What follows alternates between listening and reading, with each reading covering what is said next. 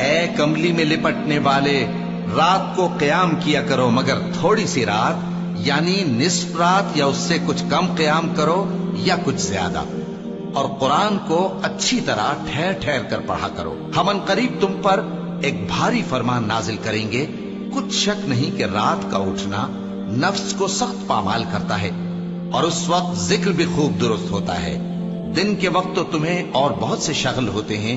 تو اپنے پروردگار کے نام کا ذکر کرو اور ہر طرف سے بے تعلق ہو کر اسی کی طرف متوجہ ہو جاؤ۔ وہی مشرق اور مغرب کا مالک ہے، اس کے سوا کوئی معبود نہیں، تو اسی کو اپنا کارساز بناؤ۔ اور جو جو دل آزار باتیں یہ لوگ کہتے ہیں ان کو سہتے رہو، اور خوبصورتی سے ان سے کنارہ کش رہو، اور مجھے ان جھٹلانے والوں سے جو دولت مند ہیں سمجھ لینے دو، اور ان کو تھوڑی سی مہلت دے دو۔ کچھ شک نہیں کہ ہمارے پاس بیڑیاں ہیں